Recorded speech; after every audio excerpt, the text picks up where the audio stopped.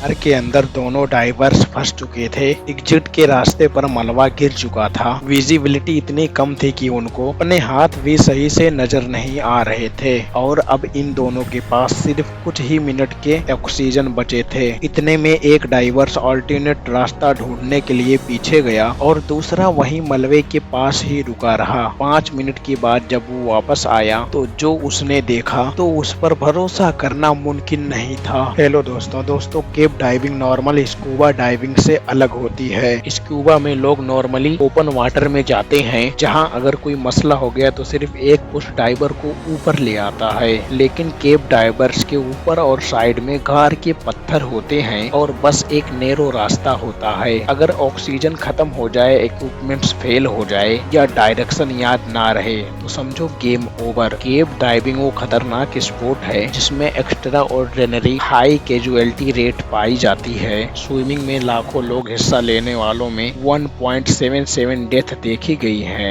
और इसी तरह बेस जंपिंग में 43 और अगर केव डाइवर्स की बात की जाए तो हर 1 लाख डाइवर्स में 138 कैजुअलिटी होती है। हर साल पूरी दुनिया में 25 से 30 डाइवर्स इस स्पोर्ट में दम तोड़ देते हैं और ये छोटा नंबर इसलिए है क्योंकि केव डाइविंग करने वाले लोग ही कम हैं। फ्लोरिडा में मौजूद शर्लॉक स्प्रिंग एक मेज की जहाँ कुछ टनल्स डेड एंड होते हैं और कुछ टनल्स डायरेक्ट मौत की तरफ लेकर जाती हैं। केव की डेप्थ 80 से 120 फीट, पानी का टेम्परेचर हमेशा 22 डिग्री सेल्सियस और विजिबिलिटी नॉर्मल क्रिस्टल क्लियर होती है। 17 नवंबर 1991 सुबह का वक्त था। मौसम रंगीन था और धूप का हल्की हल्की रंग पानी पर चिमचिमा रही थी। WKPP यानी वुडविल कास्ट प्लान प्रोजेक्ट के कुछ प्रोफेशनल केव डाइवर्स एक मिशन पर निकले थे। उनका मकसद था कि केव के नए रास्ते को एक्सप्लोर किया जाए और उनका मैप तैयार किया जाए।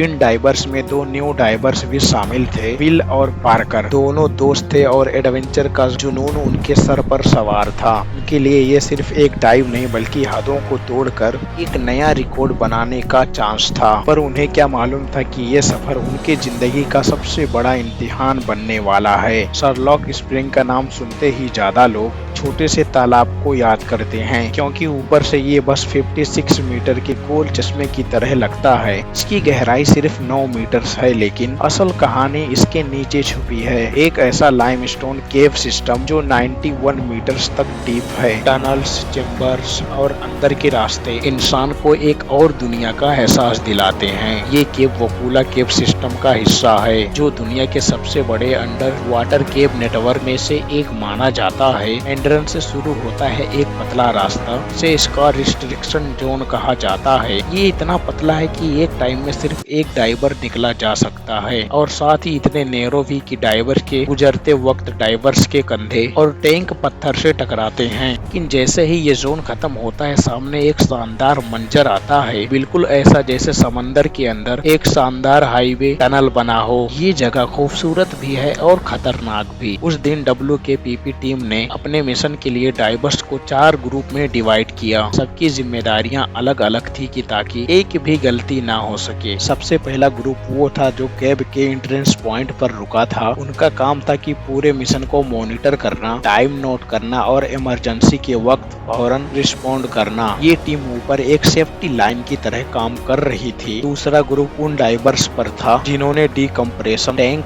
को ठीक जगह पर रखना था। ये सिलेंडर्स उस जगहों पर लटकाए गए जहां से डाइवर्स को वापस आते हुए सांस लेने के लिए एक्स्ट्रा ऑक्सीजन मिल सके।